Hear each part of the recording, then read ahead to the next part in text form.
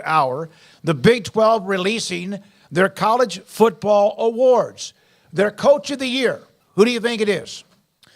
Well, I already saw who it is, okay, but I know who I would have voted for or who I would have been stewing over as far as a vote, and it wouldn't have been the guy who got it here. I would not. I know what they did to pull themselves out of a hole and then again got blown the hell out in Orlando.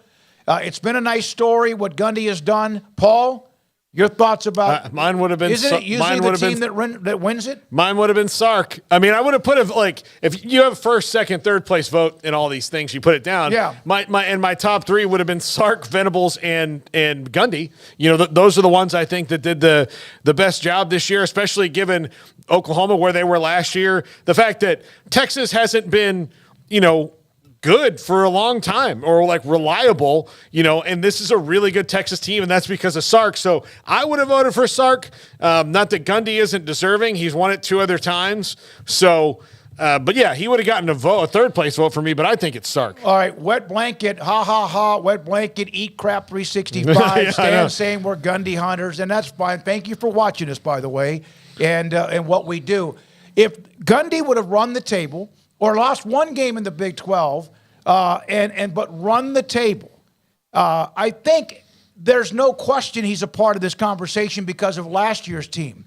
But Texas pretty much dictated this conference from start to finish. It eventually just outlasted everybody. There is never a right answer. Like Paxton's pissed off because Texas has got people in front of them. If you're an Oklahoma State fan, just because we didn't vote for or don't vote for Mike Gundy doesn't mean we hate Mike Gundy or Oklahoma State. Grow up. You don't have to explain yourself. No, I just wish you'd grow up and actually just act like an adult when it comes to things like this. It's college football. But it's also stupid to me to be having your panties in a wad because do you know that, or are you getting trolled? No, this is wet blanket.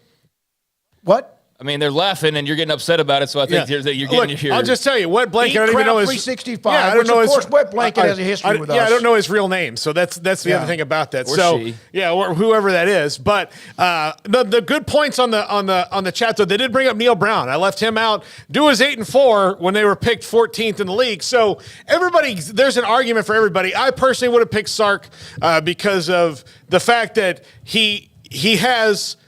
I don't know, like. Some of this has to be appreciated even by the Texas haters, like me.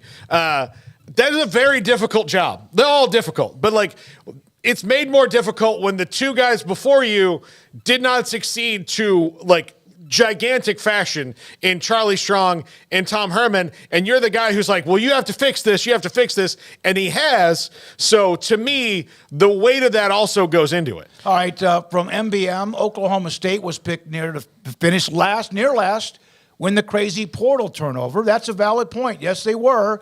And they found a way to still play for the championship despite the fact they lost a bunch of their roster in the offseason. Yeah, I really don't think it's that big of a deal. I mean, good for Mike Gundy. I don't know if I could vote a guy who, speaking of, wet blankets and eating crap, got beat 45-3 on a very rainy day in Orlando. But, that rest of the schedule was good enough to overcome that and get them into the Big 12 championship game. And so good for Mike Gundy. I think he's a very worthy candidate. But, it's not like it has to everything be clear-cut. There can be others that were deserving of it. I think you could make a very good case for Neil Brown. I'm glad you remembered him because given where they started off, I think that to get to the point where you're, flirting with the possibility of not just getting into a bowl game, but being very easily into a bowl game, winning 8 or 9 games is a really great coaching job. And I know there's still West Virginia fans that would love it if he wasn't back next year. But given what the projection was of being dead last in this conference to getting to where they were, in the postseason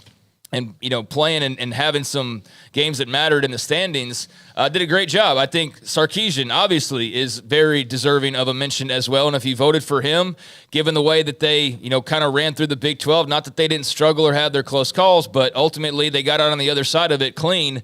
And their only loss, not completely clean, their only loss being to Oklahoma, but being the circumstances of that, I mean, that was just one of those wild finishes. So they're that close to being unbeaten and definitely in the playoff. And so I think if you voted for Sark, that's understandable. If you voted for Mike Gundy, that's understandable. If you voted for Neil Brown, or Matt that's Campbell, understandable. Maybe? If you voted for Matt Campbell, I was about to bring him up, given what they started off with, that's understandable.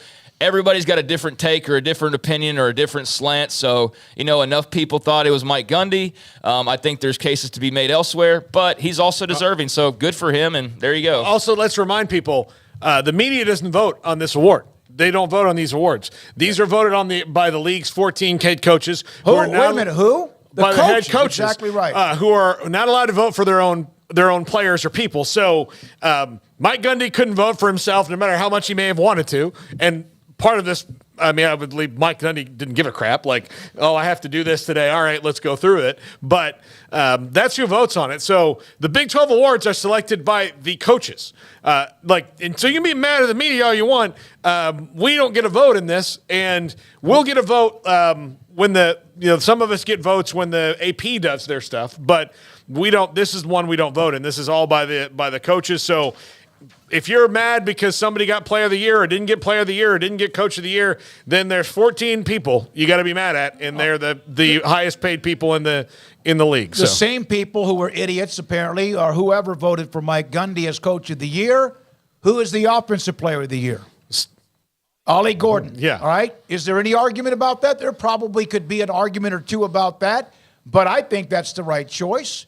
That doesn't mean if Jonathan Brooks had stayed healthy, which he didn't, or maybe a couple of others, that there wouldn't have been. I don't even know what the vote was, but Ollie Gordon II is the Offensive Player of the Year. This is the easiest call. This is not even like, well, if this would have happened or that would have happened. No, and that happened anyways. So Jonathan Brooks did get hurt, and so that was real. That happened, and so that played into it. He could have maybe had a run, to your point, where he reels off a couple more 100-yard games, and he's the best player on that Texas offense, and he gets a nod for that. But, this one seems to be the most simple vote, straight to the point, academic call that you could have had. Ollie Gordon, yeah, pretty clearly he's the Offensive Player of the Year in the Big 12, and there could be, cases made, but to me, this was one of the easiest calls of the entire list. Very simple in comparison to the Coach of the Year nod there. So, yeah, not surprised to see him get that vote from the league's coaches. All right. I do not have the other awards yet. I just went to the Big 12 site. I have not seen them yet.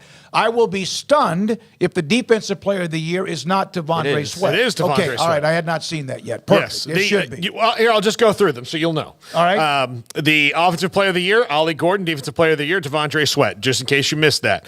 Offensive Newcomer of the Year, Adonai Mitchell from Texas. Defensive Newcomer of the Year, Austin Booker from Kansas. Offensive Freshman of the Year, Rocco Becht of Iowa State. Defensive Freshman of the Year, Anthony Hill of Texas, and Ben Roberts of Texas Tech. Special Teams Player of the Year. This one surprised me a little bit, although he's been really good. Austin McNamara, the punter at Tech. I thought it might have been Burt Auburn. But the Offensive Lineman of the Year, this should not come as a surprise, is Cooper Beebe from Kansas State. Defensive Lineman of the Year, guess who it is? Defensive Lineman of the Year? Defensive Lineman of the Year. Well, if Devondre Sweat's the Defensive Player of the Year, and if you cannot be that, then I don't know who it would be. Then you just take two steps to the right. Byron Murphy. Yeah. Byron Murphy. Yeah. And it's Byron Murphy is the Defensive Lineman of the Year. And the Chuck Ninus Coach of the Year, of course, is the mullet, Mike Gundy. All right. There we are with that. A lot more to